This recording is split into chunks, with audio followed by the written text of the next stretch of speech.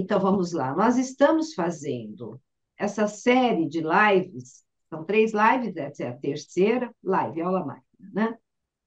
Para divulgar o início de uma nova turma de psicanálise, de formação em psicanálise voltada para a clínica, que se inicia no sábado, dia 19 de julho. A ideia é mostrar para vocês alguns dos temas que são tratados no curso.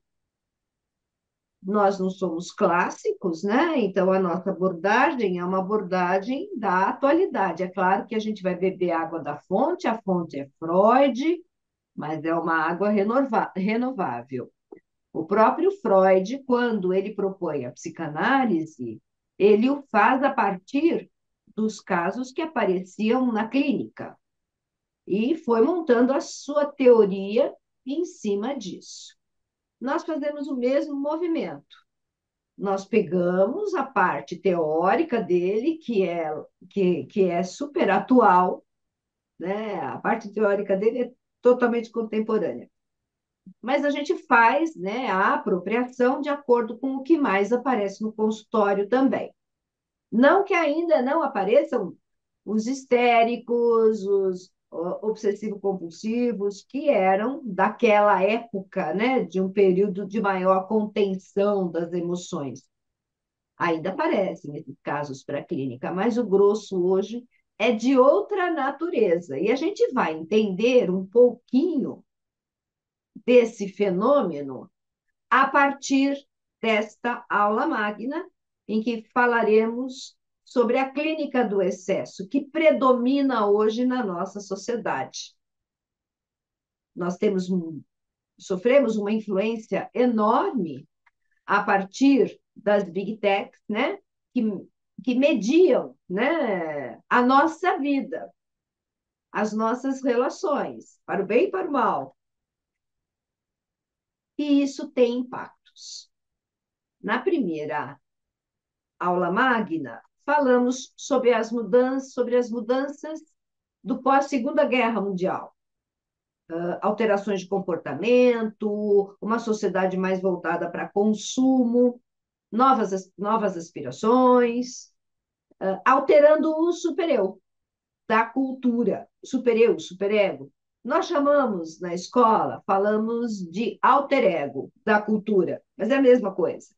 Né? Então, é esse guarda-chuva com modelos e acabam impactando na nossa forma de ser, enquanto indivíduos. Falamos também sobre pesquisas realizadas no livro da Jane Twenge, de 2017. Ela fez uma pesquisa com 11 milhões de jovens. É um número significativo. 11 milhões de adolescentes, que ela chamou de AIDinha, geração AI, do iPhone, do iPad.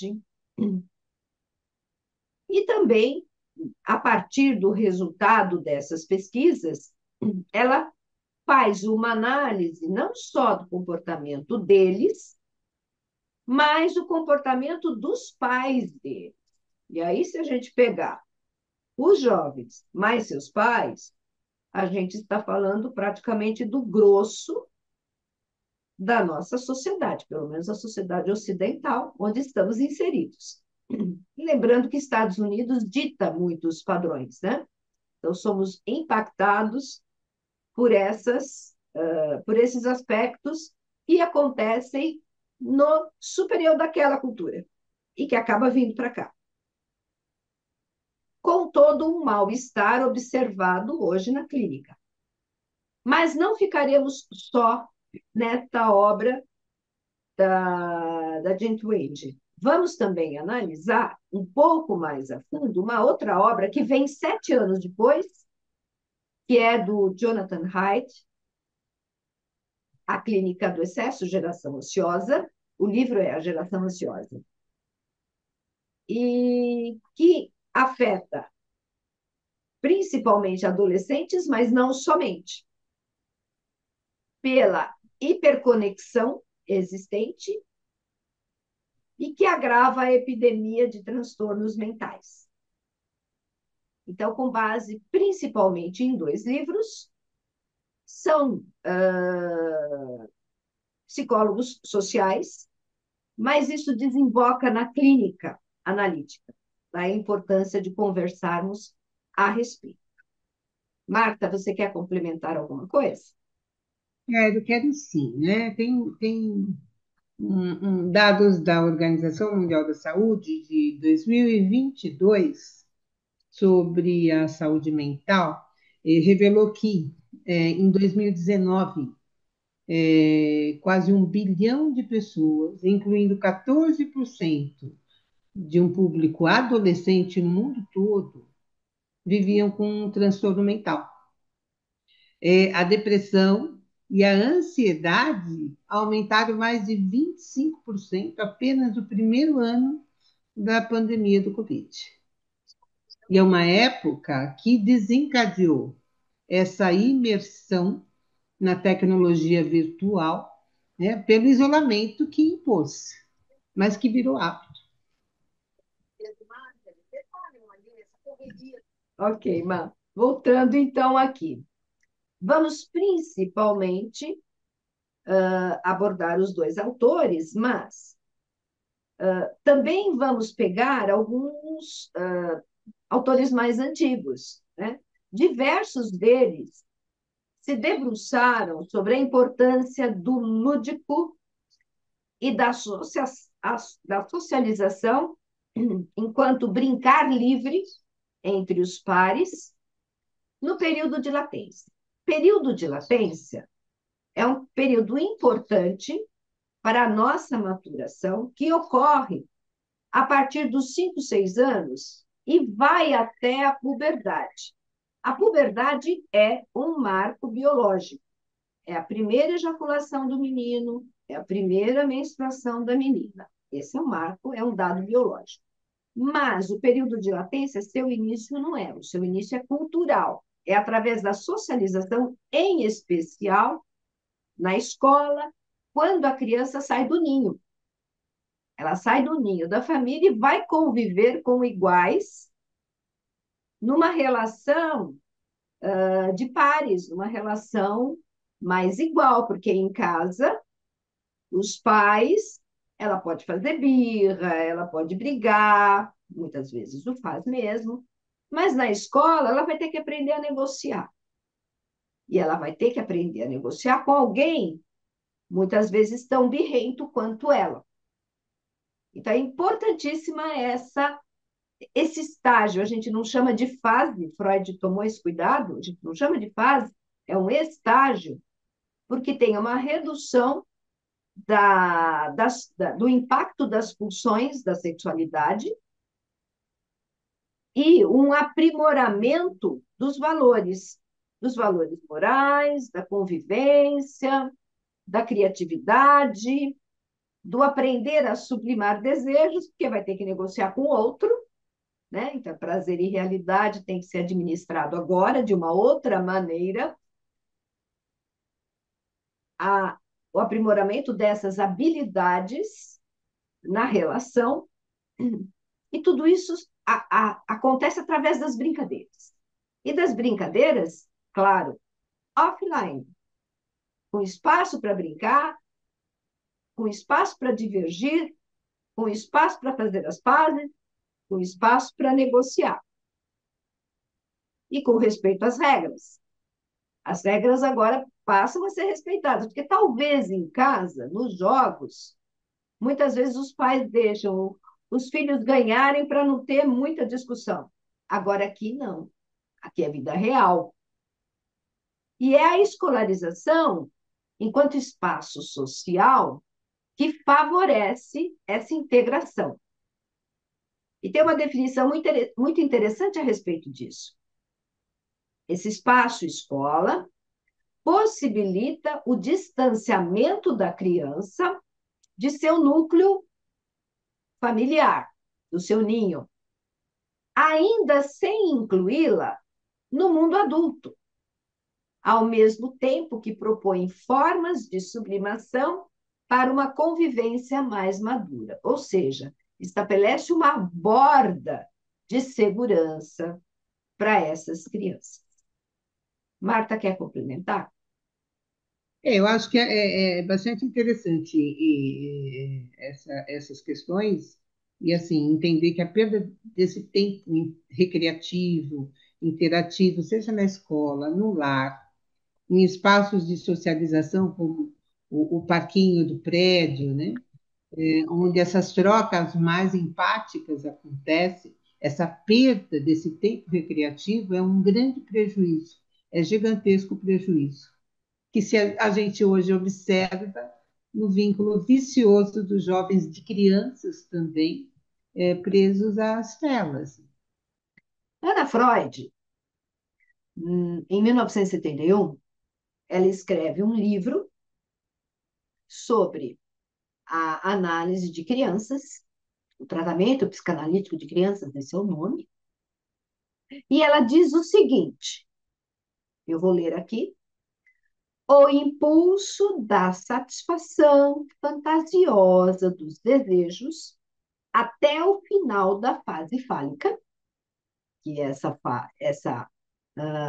até os 5, 6 anos, é ainda forte, e o princípio que governa a vida da criança permanece sendo o princípio do prazer. Prazer a qualquer preço. É a frustração final de desejos edipianos e dissolução das primitivas organizações da libido, ou seja, entenda-se libido aqui como busca do prazer, que muda a situação a favor da força do ego. Lembrando que a instância do ego é aquela que conecta realidade interna, desejo, com realidade externa, censura. Tá? Então, nesse momento, a favor do ego significa dizer que um ego capaz de razonar, ponderar, deliberar, com menor pressão interna que possa balançá-lo. Identificações decorrentes, então, de um bom período de latência seriam, vou pensar no nós, no coletivo, o exercício da empatia, que é a premissa da socialização, a ênfase nos valores ligados ao caráter, e agora eu observo questões ligadas ao caráter de uma maneira mais intensa. Eu comparo, inclusive, com os padrões dos meus pares, não só os que eu tenho em casa, mas os padrões dos meus pares. Eu começo a observar nuances, uma criatividade na solução de problemas, porque à medida que eu aprendo a sublimar, eu preciso ter criatividade para lidar com aquilo. O que eu faço enquanto eu estou digerindo a minha agressividade? Também a capacidade de ter ideias próprias, inteligência emocional, e o princípio de realidade. Fundamental. Eu saio do princípio do prazer, do desejo puro, e passo a entender que tudo tem consequências. As minhas escolhas têm consequências. Eu aprendo a avaliar, a razonar, antes de agir por impulso. Porque eu posso perder meus amigos. Eles podem ficar chateados comigo. Eu posso comprometer a minha relação com eles. E o maior desejo do ser humano é o de ser aceito. Então, ela complementa na latência pulsões de prazer imediato latentes. Né? O ego vence a força do id e estabelece o princípio de realidade, uma nova ordem que não é permanente, é uma trégua. Na adolescência, o id volta poderoso, mas sem essa trégua e os benefícios adquiridos que acabamos de ver, como ficamos? E aí está o grande nó. e que a Marta poderá complementar com alguns comentários importantes do que a gente está assistindo hoje. Então, sobre essa questão, né, desse entendimento sobre a existência do outro, né, nesse período de latência, né, e aqui é um entendimento propiciado pelo convívio com seus iguais. E é onde a criança experimenta um importante aprendizado do que seja alteridade, né? A alteridade é essa concepção que parte de um pressuposto básico, de que todo sujeito, todo ser humano, ele dialoga, ele se comunica, ele se relaciona, ele interage. E é interdependente do outro. Então, o outro é importantíssimo nesse período de latência. Então, latência fundamental na constituição dos valores morais. Foco de preocupação já de José Alqueiral, um psicanalista gaúcho, contemporâneo, que escreveu o livro Adolescer em 2003. Mas ele já se preocupava, olha, 2003, nós ainda não estávamos imersos nesse domínio dos smartphones que vieram em 2012. Mas ele já previa algo, uma mudança importante, ele já fala do encurtamento do período de latência com a antecipação da adolescência, não da puberdade, da adolescência, que acaba afetando, inclusive, o ciclo hormonal e antecipando a própria puberdade. Ele vai dizer, até 1980, as pessoas entravam na puberdade só depois da adolescência, ou seja, não tinham ainda consciência, estavam mergulhados na latência, não tinham a consciência dessa questão da sexualidade que volta a mil, porque no período de latência a sexualidade deu uma trégua, e é um estágio de aprimoramento das questões emocionais, da maturidade emocional, né?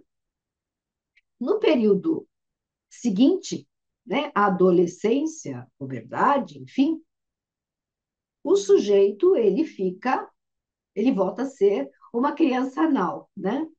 Ele volta a ser instintivo, irreverente, destemido, narcísico, com desejo a mil. E agora, com propriedade, porque os hormônios estão ali trabalhando neste sentido. Pois bem, ele já falava sobre a questão da antecipação da adolescência a partir do ano 2000. Antes do ano 2000, de 1980 a 2000, adolescência e puberdade acontecendo simultaneamente, mas muitos incentivos acelerando o processo da adolescência. Então, crianças ainda de 9, 10 anos já falando em namoro, né? A dancinha da garrafa e coisas do gênero, muito sexualizadas. E isso ainda antes da influência dos smartphones. Importante notar. O período hoje está muito mais ameaçado. Esse período da, da latência. De novo, período de latência reduzido, a gente viu a importância do desenvolvimento emocional, da empatia, da criatividade, do lúdico, da sublimação.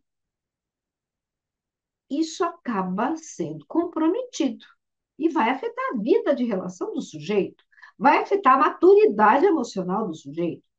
Hoje, esse período está muito mais ameaçado devido a essas fortes transformações na cultura, né? Riscos de se encerrar ainda mais cedo por estímulos outros que sequestram a atenção das crianças. E com consequências para o futuro adolescente, porque substituí-los por telas viciantes, cuja vigilância sobre os conteúdos é impossível de ser estabelecida, Eles estão lá no quarto, aparentemente está tudo ok, mas o mundo aberto para eles. O que eles estão consultando? Quem está por trás das telas? Ninguém sabe. Estão sujeitos a comandos maliciosos? Quem é o outro do lado de lá? E compromete esse desenvolvimento de habilidades a serem adquiridas neste estágio de formação tão importante. Cai interesse por interações não virtuais, porque ficam viciados, e lança o infante despreparado para a vida adulta. Marta? Eu acho que vale dizer que, em relação a esses riscos, né, também existe um tipo específico, né, de desamparo que transita nesse universo virtual. Essa sensação de solidão, de isolamento, de falta de apoio, né? É, que apesar de conectadas, né, essas crianças e adolescentes, esses jovens, essas plataformas, se sentem ansiosas por não produzirem vínculos de qualidade afetiva. Dando então continuidade ao trabalho, né, o resultado da pesquisa da Jane Winch, vamos falar sobre algumas consequências que ela levanta no seu livro. Ela levanta 10 consequências importantes. Em cima dessa pesquisa, com 11 milhões de jovens da geração Z, nascidos lá a partir de 1995, o livro é porque as crianças superconectadas de hoje estão crescendo menos rebeldes, mais tolerantes, menos felizes e completamente despreparadas para a idade adulta. Isso ela escreveu ela publicou em 2017. Algumas consequências que ela nos traz. Ela vai falar da imaturidade, o laço social alimentado pelos cuidadores. Imaturidade muito em função dos pais helicópteros, que cuidam de tudo, que fazem tudo por seus filhos. Não por mal, mas acabam atrapalhando o desenvolvimento, a maturidade destas crianças. Estão mais infantilizados, acomodados e dependentes. Esse é o primeiro ponto. O segundo ponto, ela vai falar sobre a internet, né? Um verdadeiro despreparo e um verdadeiro desespero quando cai energia. Então, são tão dependentes que estão despreparados para lidar com o desagradável.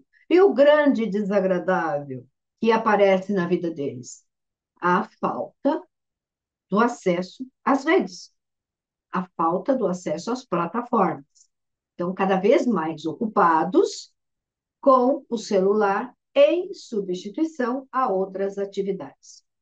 O terceiro aspecto que ela levanta, tudo praticamente no modo online, que vai gerando, então, um declínio da interação social presencial, que se agrava na pandemia, mas ela lançou o livro em 2017, vamos lembrar. Já entende onde isso vai desembocar.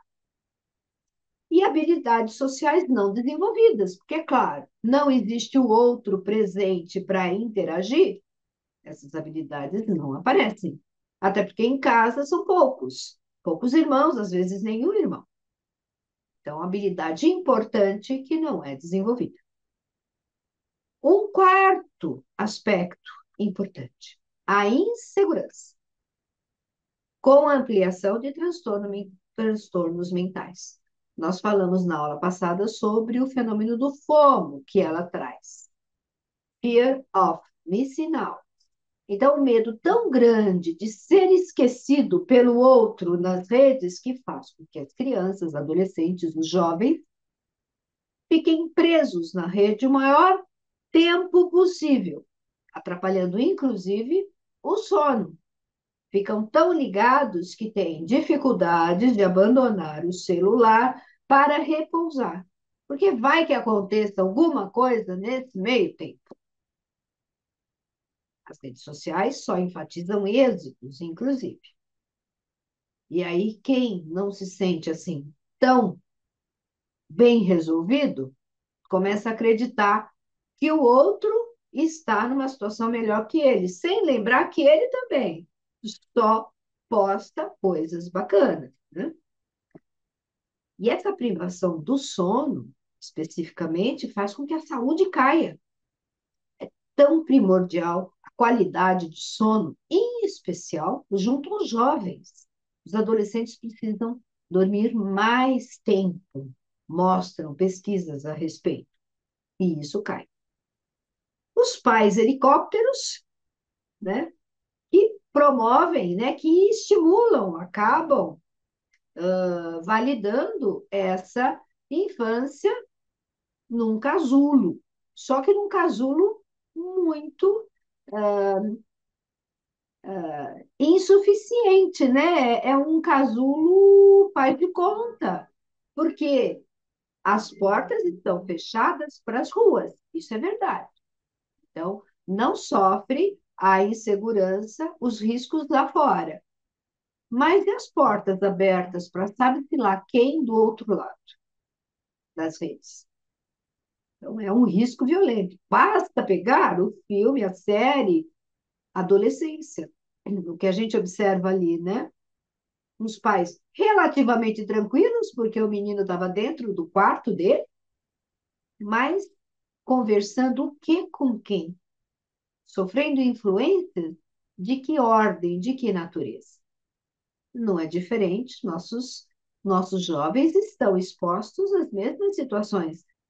Descrença é um outro tópico. O declínio da religiosidade e o individualismo muito acentuado.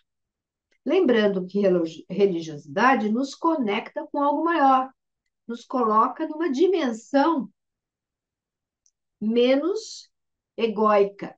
É nesse sentido, né? Então, está faltando uma certa religiosidade para dar uma dimensão mais adequada ao humano. O despreparo, a independência, né? Transgredir nem pensar. Então, se a gente olhar os jovens de outras épocas, né? De rasgando as bandeiras, né? Interagindo, quebrando o violão. Quem é que lembra do Geraldo Vandré quebrando o violão? Nem pensar. Essa transgressão não existe hoje. E a transgressão é da adolescência. Transgredir é uma forma de evoluir de alguma maneira, né? Eu transgrido em relação a algo com o qual eu não concordo, para depois repensar a respeito. Mas se eu não tenho nem o pique de transgredir, significa que eu estou muito aquém das minhas possibilidades. Isolamento opcional, né? Maior segurança, sem dúvida alguma, do mundo real. Mas cai o desejo de interação social offline. Com a redução dessa exposição ao perigo físico e emocional. E onde entra a contingência? Como esses jovens estão se constituindo para lidar com o desagradável? Né? A geração floco de neve, frágeis, não tem condições, capacidade de lidar com o imponderável, uma extrema fragilidade. Não ganharam essa musculatura emocional. Eles evitam o divergente, uma certa infantilização. Outro aspecto, a insegurança financeira, né? Novos posicionamentos em relação ao trabalho. Não, não, isso não é para mim. Eu não aguento isso, não aguento um chefe. Qual é o termo que utilizam? Um chefe tóxico. Basta o chefe cobrar metas, cobrar atividades, que é um chefe tóxico, que não entende as minhas necessidades. Puxa vida, a gente precisa aprender a seguir ordens, né? Faz parte da vida lidar com isso. Não estou defendendo os chefes que abusam do poder de mando, não é isso. Mas um pouquinho de capacidade de lidar com esses aspectos, com esses comandos vindo de fora, é fundamental, faz parte da vida. Poucas oportunidades atrativas, então ficam sonhando, né, no mundo mágico de Bob, dentro do armário lá de Nárnia, com o ideal, a idealização. E a idealização não combina com o mundo real. Mas eles estão tão despreparados para o mundo real que o que vai acontecer com eles quando os pais deixarem de existir?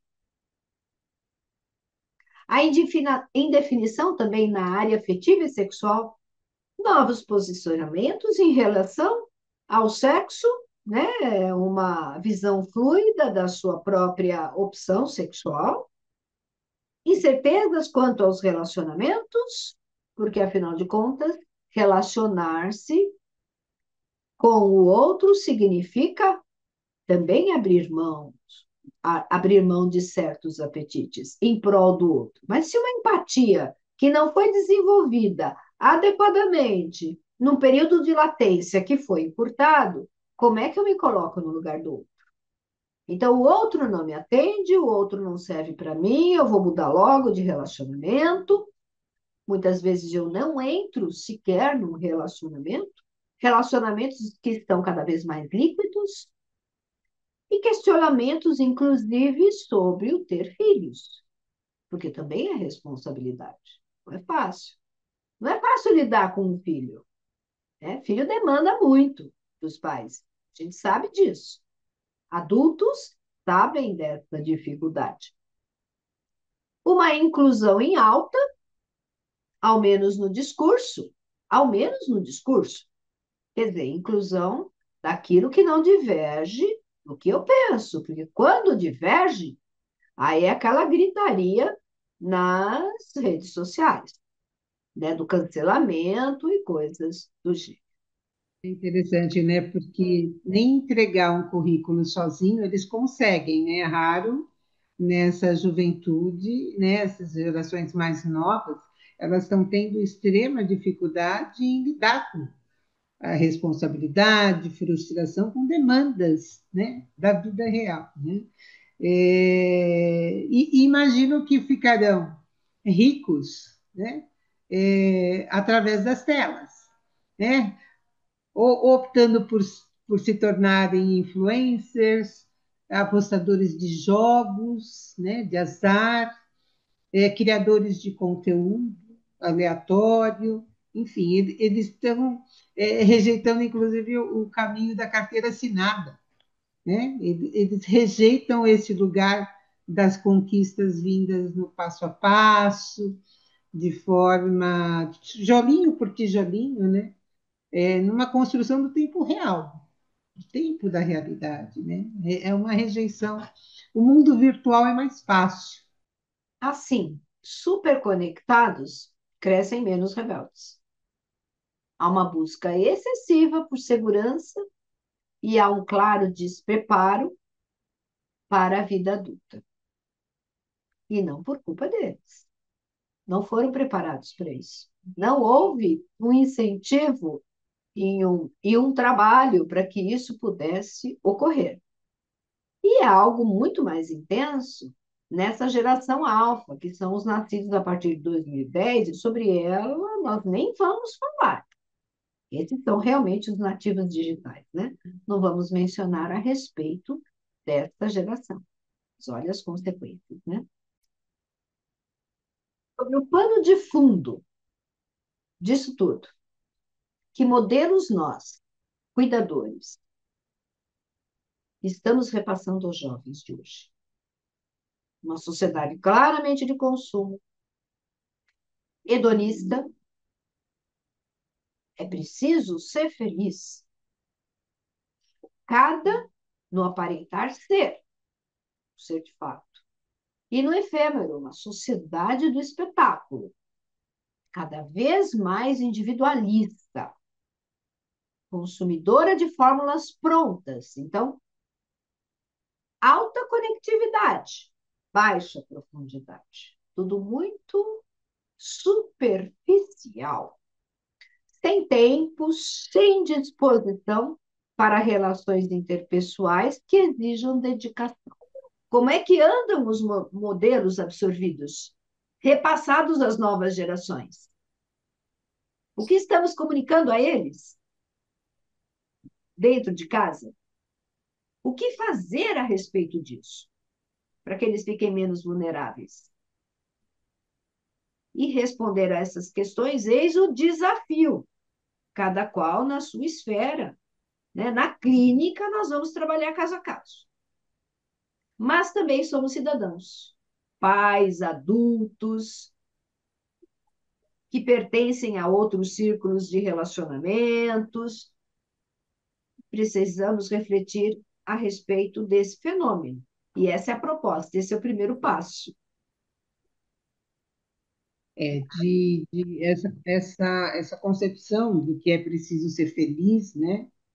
E, que só que foca na busca do prazer imediato e minimiza a dor, né? Faz com que o jovem ou adolescente acabam entrando em estados constantes de insatisfação, né? De ansiedade também, por conta de que isso não se formata na estrada, né? Na estrada da vida. E eles acabam sendo até abduzidos por uma realidade paralela, para não vivenciar, né? Acaba sendo até um mecanismo de fuga do que dói aqui fora, né? Do que faz crescer também. Vamos agora entrar na abordagem proposta pelo Jonathan Haidt, no seu livro Geração Ansiosa. E ele vai dizer assim: meninos e meninas reagem de forma diferente aos impactos promovidos pelo mundo atual. Esse mundo atual é um passo das mãos, né? Esse mundo atual regido pelas big techs através dos smartphones. E ele diz o seguinte: redes sociais ampliam, aumentam o risco de ansiedade, porque é muita informação, é um fluxo violento de estímulos, e com isso, depressão, marcadamente em meninas. Por quê? Porque são usuárias mais assíduas que meninos na busca de conexão e pertencimento. E para isso se valem de plataformas que são muito sociais, né? Onde a comparação social é muito forte, são muito visuais, né? A visualização, aspectos visuais são intensos, que é o caso do Instagram e do TikTok. As meninas, portanto, né, em busca de uma conexão e pertencimento, elas são mais sensíveis às críticas do que os meninos. Críticas sobre aparência, sobre perfeccionismo. Elas são mais propensas a agressões online de adultos, de pessoas mal intencionadas, algo trabalhoso de consertar depois. Elas ficam vulneráveis a isso. E justamente porque elas compartilham emoções, uma necessidade da menina, aumenta o risco de transtornos sociogênicos, porque os algoritmos ampliam os fenômenos. Né? Vamos aos transtornos sociogênicos. Ele menciona o caso de um menino Tourette, na Alemanha, que começa a postar dessas plataformas as ecolalias típicas de um Tourette. E a partir dessas postagens, observou-se um aumento significativo de busca no consultório, de aumento no consultório desses fenômenos, mas em meninas. Só que a experiência mostra que o Tourette é comum entre meninos, na proporção de 4 para 1. Então, as evidências que se apresentavam na clínica de tantas meninas se acreditando do Tourette também, chamou a atenção dos especialistas. E aí chegou-se à causa raiz. Os vídeos do menino no TikTok, isso bem à época ali da pandemia. Coincidentemente, também na Inglaterra, aparece uma menina se fazendo valer dessas características Tourette, ela não era, mas se fazendo valer, também transmitindo isso em vídeo e espalhando essa identificação histérica, que é uma identificação histérica. Freud já falava disso lá atrás, da menina que recebeu a carta do namorado, desmaiou e as colegas no internato desmaiaram também. Qual o sentido do desmaio? Também queremos receber cartas de amor. Então, de alguma maneira, elas também sensibilizadas com a postagem de quem o fez, se sentindo no mesmo lugar e esboçando os mesmos sintomas, por uma identificação histérica, não regressiva, que não era delas, era de algo que veio de fora. O fenômeno não é desconhecido. A forma como ele se apresenta e a abrangência é muito maior. Num colégio ficava restrito às meninas que acompanhavam a garota que recebeu a carta. No mundo online, isso se amplia de uma maneira exponencial. Por elas serem mais frágeis, um risco também de perseguição por homens adultos mal intencionados e por meninos, instigando a que coloquem nudes na rede. Olha o risco. Os meninos instigam, elas se sentem convocadas a fazer isto, os mal intencionados se valem daquilo e toda a consequência decorrente das chantagens, né? Faça isso ou faça aquilo para que eu não divulgue.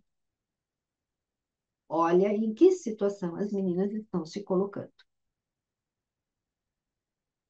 Essa promessa de conexão, de comunhão no mundo virtual, faz com que relacionamentos virtuais cresçam, mas são relacionamentos de baixa qualidade. Quem é o outro que se relaciona comigo? Fácil, fácil, esses relacionamentos se esvaem. Mas cai o tempo para uma conexão efetiva no mundo real e dispara o sentimento de solidão. Então, esse é o momento que pega as meninas de uma maneira cruel. Mas ok, né? Não tem só notícia ruim. A favor das meninas, na verdade, a favor das mulheres. A economia hoje, ela exige novas habilidades. Inteligência, capacidade de manter concentração, de comunicação aberta, de ouvir, de operar em ambiente mais fluido. Isso é algo muito próprio do mundo feminino.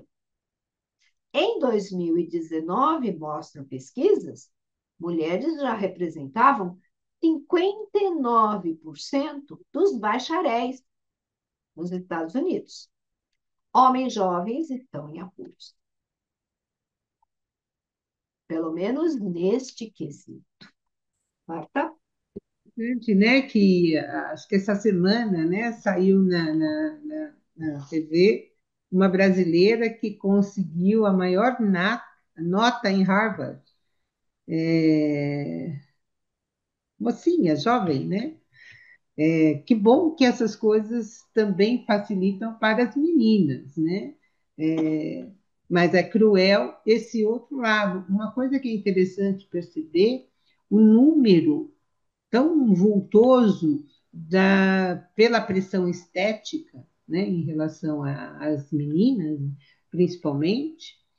O julgamento, que é até muito cruel nas redes, né? Se a menininha estiver fora de forma, por mais baixinha, mais cheinha, existe um alto índice de procedimentos e cirurgias nessa faixa etária, né? Inclusive, a bariátrica já é liberada para crianças, adolescentes, a partir dos 14 anos. E a gente tem relato, tem paciente, inclusive, na clínica, que com 17 anos fez a bariátrica. Então, assim, é muito, muito cruel essa pressão, né, na parte estética, né? Só focando esse comentário aqui, como essa disseminação de padrão de beleza, né, idealizada, com certeza, né? E por vezes inatingíveis, né? Porque você faz, de repente, de alguma maneira você pode fazer uma bariátrica e depois engordar, né? Pela busca da selfie perfeita, enfim, pela busca de pertencimento. Então, é muito cruel essa realidade para as meninas, né? Gerando muita ansiedade mesmo. E com relação aos meninos, né? Como as meninas, índices de ansiedade e depressão subiram, né? Não é privilégio só das meninas, os meninos também. Mas diferente delas, conquistas e envolvimento com escola, trabalho e vida familiar caíram. Enquanto as meninas estão conseguindo minimamente algum diferencial graças a essas características, os meninos estão sofrendo esse impacto. E reforçam a síndrome de Peter Pan, do não querer crescer. Porque se não foram preparados para lidar com o desagradável e estão enfrentando o desagradável mais fortemente, qual é a saída? Eu volto para as minhas trincheiras. Eu me defendo. E aí a gente pode observar, né? Fortemente impactando mais os meninos. A geração nem trabalha nem estuda. E também os hikikomoris, que começou no Japão, mas já envolveu ali o mundo oriental e também o ocidental, mais vulneráveis à reclusão. Indivíduos que não saem do próprio quarto, que estão imersos no mundo virtual e que os pais vêm e colocam por debaixo da porta o alimento, verdadeiros reclusos da vida social. Meninos optam mais, a gente já viu que meninas optam mais por plataformas visuais. Instagram, TikTok. Meninos optam por outro tipo de plataforma. São plataformas misóginas, tá? Em vez das plataformas visuais. Eles gastam maior tempo em jogos e comunidades de internet, incluindo comunidades ligadas ao mundo sexual. Então, a pornografia é muito forte entre meninos. Diferente de meninas, a pornografia é muito forte. Há uma redução, né, da exposição a riscos do mundo real, é fato, meninos e meninas. Só que meninos têm testosterona agora para queimar. E eles estão apartados desse mundo real, né? Do futebol, das pancadas, né? De tentativa de sublimar sexualidade, né? Estão apartados disso. E excesso de estímulos em jogos e pornografia. Ou seja, dopamina mil, dopamina mil leva ao vício. E há todo um efeito nessa programação numa idade muito jovem. A dependência da dopamina se acentua para sentir satisfação. Esse é o grande nó. Esse é o grande nó. Na Suécia, acesso à pornografia no terceiro ano do ensino médio era de 10% em 2004 entre meninos. Subiu para 24% em 2014. Sabe-se lá hoje. Essa pesquisa é mais antiga. Olha o incremento. Riscos de vício em pornografia e pior, a pornografia, o sexo virtual acaba sendo muito mais interessante do que o sexo na vida real. Porque o sexo na vida real esbarra com situações conflitivas com o outro. O sexo virtual, ele não tem empecilhos. Não tem o outro para satisfazer. Sou só eu. Agora vamos imaginar, com as IAs, corpos modelados, como é que fica isso? Isso só tende a se acentuar.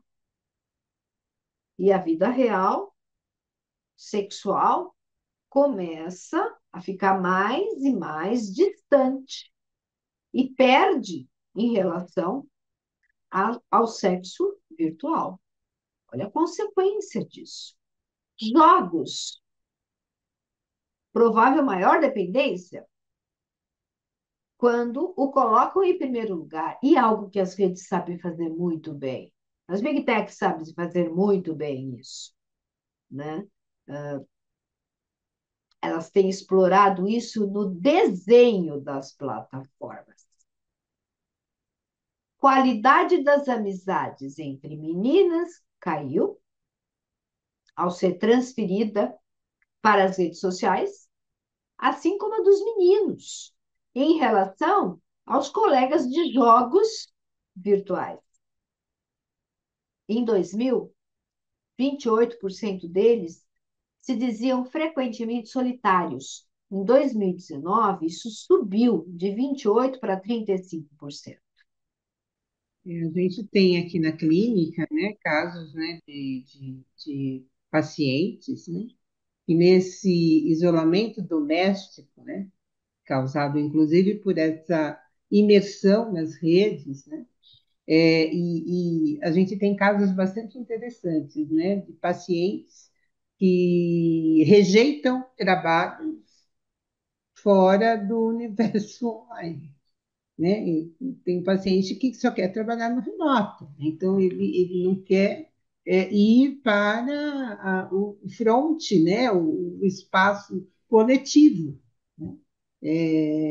Essa dificuldade em interagir presencialmente, né?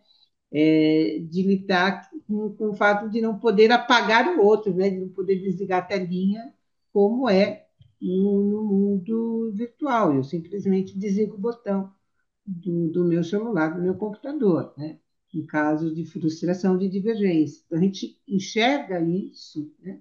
Esse isolamento doméstico, fora as questões de endividamento em função desses jogos todos, né? De casos de prejuízos financeiros, como você colocou, de pessoas que perdem realmente propriedades, né? E a gente tem, inclusive, situações de suicídio em função disso, né?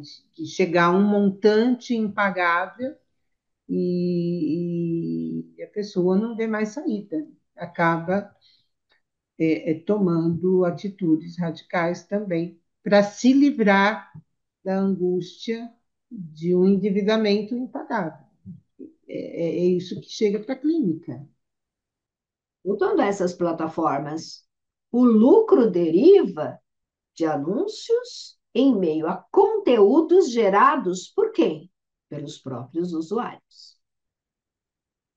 O desafio das Big Techs: conseguir mais usuários. Então, nesse sentido, fecham os olhos para quem é menor de 13 anos, porque, em tese, menor de 13 não pode ser usuário, mas simplesmente ignoram essa informação. Fazem de conta de que todo mundo que se inscreve é maior do que 13. E para fazer as pessoas ficarem mais tempo no aplicativo, valem das IAs e seus algoritmos. Ou seja, alguém parou um pouquinho mais em um determinado conteúdo, é mais do mesmo que eles vão mandar, para incentivar o indivíduo a continuar ali preso, né? Naquele desenrolar de telas, uma atrás da outra, naquele avalanche de conteúdos de seu interesse. Incentivando, inclusive, publicação e interação, o que atrai novos usuários para a plataforma. É o modelo do negócio, é o desenho do negócio. Então, para além de só analisar ou censurar conteúdos, o problema está no modelo do negócio, no desenho do negócio, essa arquitetura, que é muito nociva. Muitos deles, muitos dos jovens, acabam se expondo com a entrega de dados quando eles se tornam usuários. Para quem vão esses dados? Esses dados são comercializados. A gente não sabe quem está comprando essas informações. Num mundo cheio de riscos. E esses jovens, né, ficam vulneráveis. Não são os jovens, os adultos também, mas os jovens mais. São mais frágeis nesse sentido. Algo que os pais, muitas vezes, não conseguem lutar contra. Né? E tanto mais sério e viciante quanto menor a idade. E aí é interessante um caso de um juiz de Nova York que autorizou a abertura de processo contra donos do Instagram e do TikTok por um homicídio culposo, movido pela mãe de um adolescente de 15 anos, morto ao praticar o Subway Surfing, viciado por algoritmos de redes, exposto repetidamente a vídeos de desafios perigosos. A alegação do juiz: as plataformas não atuaram como canais neutros. E é isso que a gente está vivendo. Não está acontecendo só lá, a gente está vendo essas cenas aqui também, tempo todo aparecendo notícias a respeito. Que recentemente, também essa semana, né, é, duas situações. Né? Um rapaz francês, acho que tinha 16 anos, ele foi flagrado e preso, né, por financiar, inclusive, não era só incentivar, financiar desafios envolvendo automutilação em meninas, pagando para isso. Estupros virtuais, estimulando também ataques a moradores de rua. A gente teve casos aí, também, não faz muito tempo, de um rapaz ateando fogo no morador de rua, isso sendo filmado. Né? Maus tratos contra animais, enfim. Né? A gente tem, hoje, em São Paulo, em um mês, 450 ataques a ônibus, né, de atirarem pedra nos vidros de ônibus, de coletivos, deixando esse coletivo fora de circulação, com prejuízo para tanta gente. E a polícia, a Segurança Pública de São Paulo, tem identificado que isso pode estar vinculado a desafios de jovens. Então, assim, olha o caminho, né, que a gente está nessa briga também, né, do Supremo Tribunal em relação à regulamentação das redes, que precisa ser realizado. É preciso responsabilização, ainda bem que lá em Nova York aconteceu alguma coisa que possa expressar esse cuidado, né? O maior cuidado em relação a isso. A gente precisa ter aqui também no Brasil, né? Está acontecendo um envolvimento muito, de uma gradação muito galopante em relação a essa subtração dos adolescentes ao crime. ao crime e à exposição e ao risco, né? Gerando outros transtornos para esse grupo, essa faixa etária. O que nós podemos fazer? Algumas sugestões. Escola, trancar celulares e oferecer maiores intervalos para o brincar livre. Algo já está acontecendo nesse sentido, pelo menos no trancar celulares. Maiores intervalos para o brincar livre, precisaríamos avaliar com as próprias escolas. Mais professores, homens, a grande, a grande busca pelo lecionar ainda tem a ver com o mundo feminino. Mas os meninos estão precisando de bons modelos. A gente viu essa questão agora há pouco. Então, homens lecionando, se sentindo atraídos por essa possibilidade, esse tipo de atividade, vai ser fundamental para os meninos. Aos pais, o incentivo à independência da criança. Claro, vai aos poucos, né?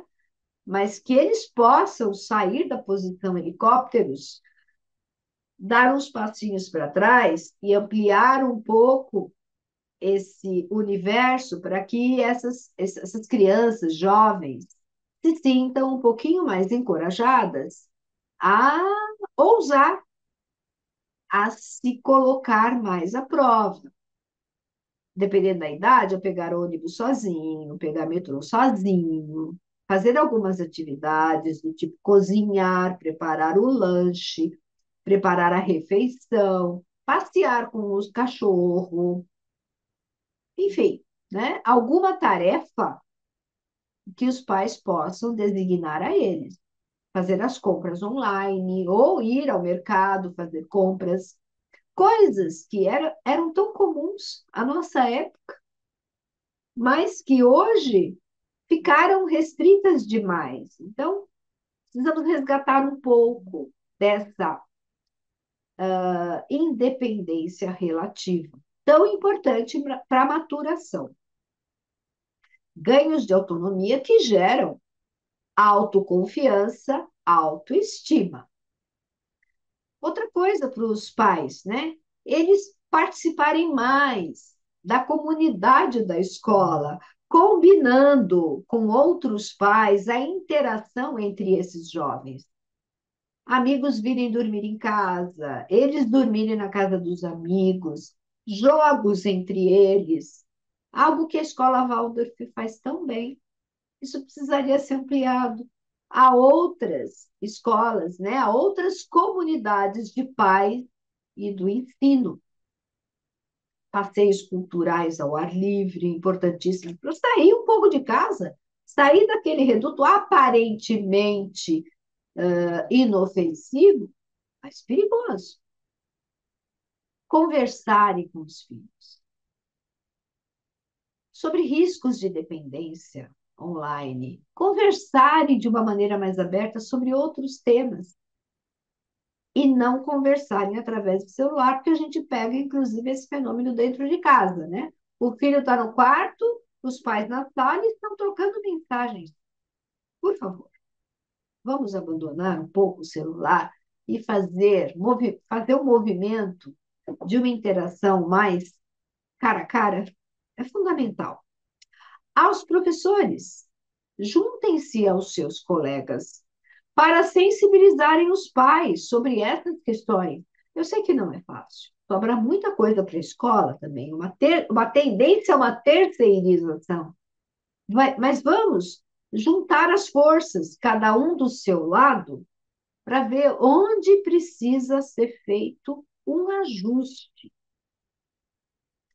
Aos analistas, incentivem os pais a interagirem mais com seus filhos, propondo atividades offline interessantes, conversando sobre a vida e dando espaço para que eles se aventurem um pouco mais no dia a dia.